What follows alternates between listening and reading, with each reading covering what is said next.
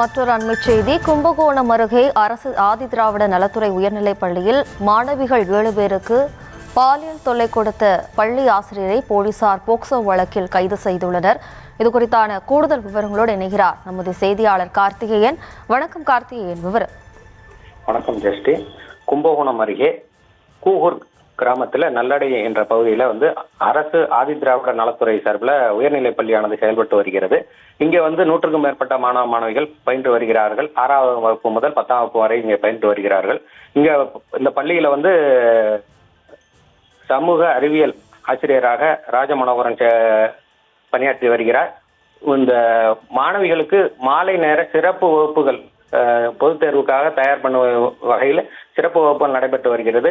அப்போது மாணவிகளிடம் தவறாக நடந்து கொண்டதாக கூறப்படுகிறது.